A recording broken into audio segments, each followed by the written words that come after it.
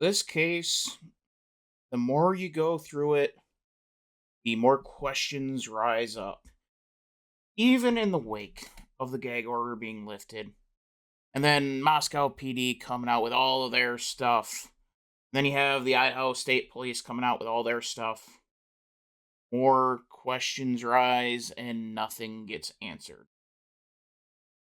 You have many leads that did not get a follow up that a lot of people would warrant that deserves a follow up.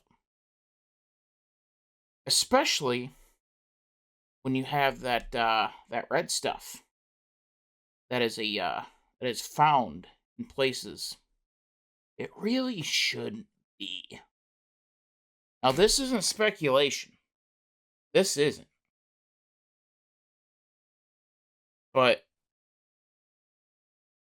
yet the mainstream media has not said a peep on this.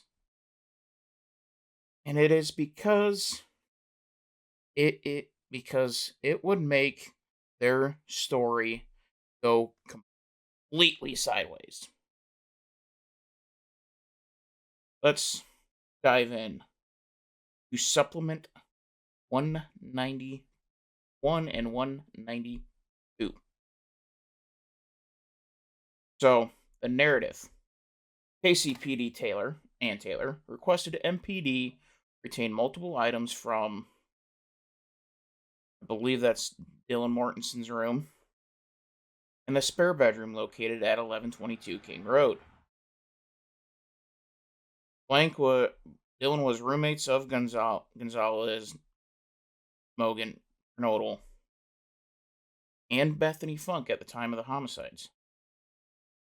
On February 2nd, 2023, MPD retained the following items from the residence: MPD supplement for MPD processing, a handwritten note, all that stuff.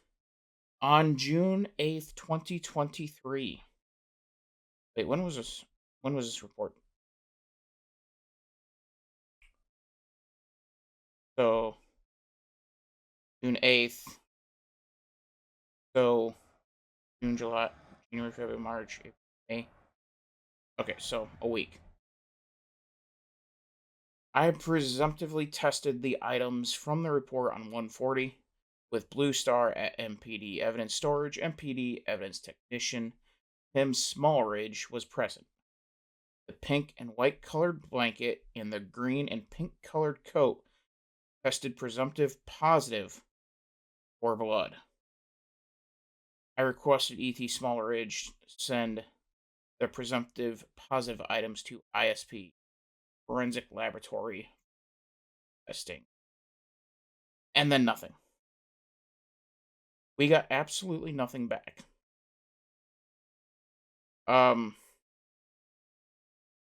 We should be getting something back. Was it blood? Was it not? Either way, uh, either way, this does not paint Dylan in a very good light. It continues to blow up her story, that her multitude of stories that has been told, that has watered down each and every time she said it to make it less and less, try to make it look less and less bad. Even though changing the story makes it look worse and worse and worse. Now, you can say, and I would accept, that the blood that would be found on the blanket is from that certain time of the month that women get. I would accept that with the blanket. The coat, on the other hand, that that's a little bit harder to that's a little bit harder. So let's think out loud for a minute. What was the dynamic in that house? What was the dynamic in that house?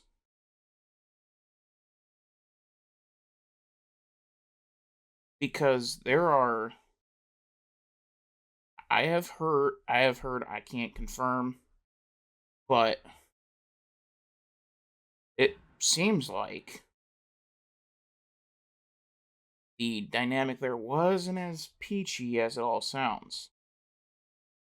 It wasn't rose colored glasses like they put on Instagram, which, again, as I'm sure I've said it on here 100 times. Well, maybe not 100 times, but I've said it on social media. I've definitely said it in real life. Um, Instagram is never reality. Instagram tends to be faker than IRL. And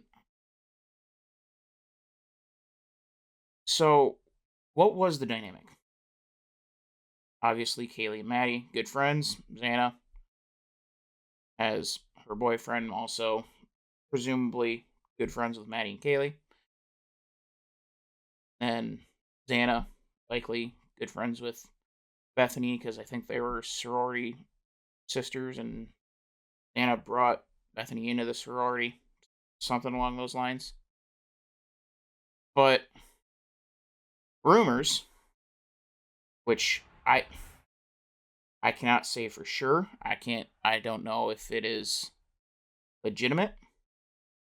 The link to it, to this, it's on Birdie's channel. I will link it down below. But it appears, at least Dylan, not a fan of Murphy. Didn't like the dog, didn't like Kaylee. And judging by the video that has surfaced, thanks to, oh, I just subbed to him today. From, Docket Decoder. Um, he posted a video. Dylan Martinson, of someone who is supposedly in the inner circle of Dylan Martinson, that she was not traumatized. Not at all. She didn't know anything happened. He was asleep, which we learned later that that's not at all what happened. And that she kind of laughed it off. And by the way he was making it sound, he was a little creeped out by it, by how calm she was. There was also rumors of Dylan going out to a bar, which I don't think is legit. So I'm just gonna leave it there, thinking out loud. So again, none of this makes sense. You have things test positive for blood. You send it off, no results back. This thing was two different investigations as soon as Koberger came up. It was trying to find a lead. Somehow Koberger's name pops up, and that is the only thing people focus on. You had a retired police officer come into the station, say, "Hey, you guys looking for a white Elantra?" Well, there was one packing up their stuff, um, like a week of, or week after, just around the corner. They didn't look into that because Koberger's name has been floated. This looks so much like a patsy, it's not even funny. Um, there are many, many, many, many questions here. None of them's getting answered. None of them will get answered. So the question the questions remain. Why has whose blood was it? Whose blood? That is pertinent information because blood's not supposed to be there. And the coat is the one that I'm going to focus on. Unless it comes back that this is not Dylan's. Then we have a problem, a major problem. But again,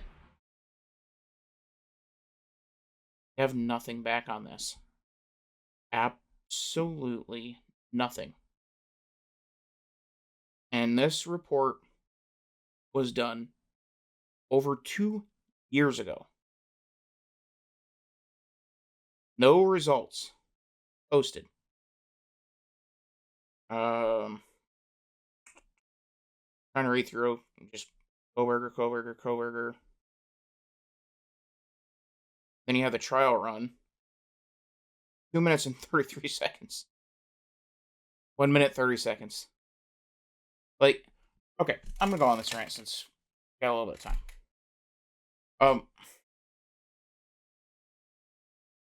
So, actually, you know what? We're just gonna read. We're gonna read it together. So, um, Darren Gilbertson is writing up this report. Conducting trial runs.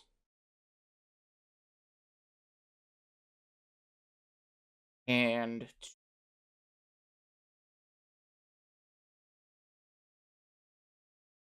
simulated the number of strikes to the wounds of each victim. Conducted 2 time runs. The first being as quick as possible, run, and then the second one slower, deliberate timed run. During the first trial run, I began to the rear of the residence, came through the sliding glass door, which you go off of one of Dylan's interviews. He didn't come through the sliding glass door on the second floor. He scaled up to the third. But anyway, I then quickly moved through the kitchen and up the stairs. I looked into the bedroom to the left and then moved down the hallway into Mogan's bedroom. I simulated the number of strikes that were inflicted upon Mogan and Goncalves. Detective Talbot counted and kept track of the attempts to recreate the movements and motions believed to have occurred based on the evidence collected in the autopsy reports. I moved out of the bedroom, down the stairs, into the living room, down the hallway, and into Knodel's bedroom again, where the assistance of Detective Talbot, I simulated the number of strikes that were inflicted on Knodel and Chapin. I then exited the back down the hallway, through the living room, through the kitchen, and out the sliding glass door. Payne reported a time of approximately 1 minute 30 seconds on a quick as possible time frame, or quick as possible timed run.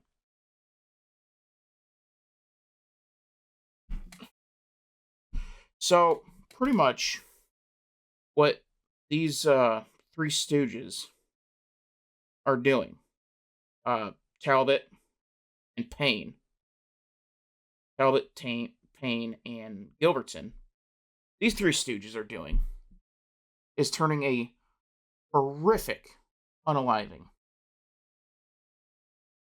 into a time sport. We know for a fact,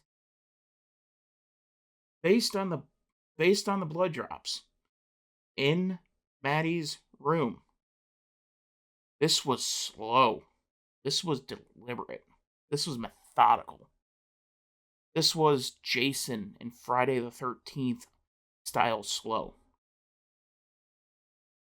So this is completely and totally irrelevant, unnecessary, and quite frankly, messed up. On the second run, slower and deliberate, I followed the same path. Actually, hold on. Before I get into that, 90 seconds. And we're looking at over 70 stab wounds with time to go out. Dude, you're doing it wrong. Something's off. Way wrong. You're talking a stab per second, and we'll ballpark it and say we'll say a grand total of 80 stab wounds. Because you have 50 from Xana, 20 from Kaylee, and we'll give them the benefit of the doubt. We'll say 5 for Maddie and Ethan, which very gracious. That leaves you 10 seconds of not stabbing people. That's not including going from the third floor to the second floor or coming in and out. So that is a completely and total bull. Complete waste of time. Complete waste of taxpayer dollars. And you're making a sport out of a quadruple unaliving. On the second run, lower and deliberate. Blah, blah, blah, does it all over again. And he only adds a minute and 3 seconds.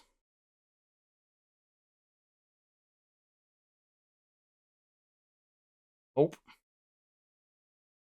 Completely and totally irrelevant. And then parked at another spot and did it again and did this all over again. When was this? Printed at 7/8/25. Recorded at 7/6/23. And yeah, got this done quick. Which is a disturbing trend in these. It takes 5 months to get everything done. But nonetheless, like, completely and totally irrelevant, complete total waste of time, and making a sick, twisted game out of it to fulfill some sort of weird fantasy that this guy has. It's completely unnecessary because we don't know what door was entered. You have, in the crime scene photos, you have a window screen yanked off with what appears to be handprints trying to push up a window. That could have been the entry point. Bloody glove in the front yard, along with blood being on the handrail going down to the first floor. That's another potential scenario. But you're dead set on the back door being it because of a witness who has changed the story 17 different times.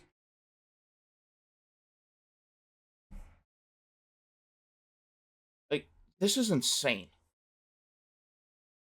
Absolutely insane.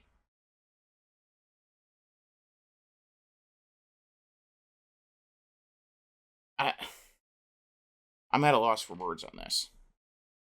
It's sick. It's twisted. Completely a lack of morality. Utterly useless because, again, we do not know the path. I mean, Dylan doesn't even know the path that was taken. He doesn't know if it was third floor he came up in, second floor. Evidence does suggest that he came through the front door. The front door was open, according to a witness, at like 8, 9 o'clock in the morning. So, We don't even know the path that was taken. If this was, in fact, an intruder. So, yeah, completely useless, waste of time, it, and disturbing. And you know they did this more than the 4 times that they're saying. You know they did. But yeah, just a lot of questions. No answers. Doing this bull crap. All while the real perpetrators of this are out there, living large, without any care in the world. Because Idaho State Police and Moscow PD are as incompetent, useless as they come. I'm Dylan Hildreth. This is Hildreth Media. See you in the next one.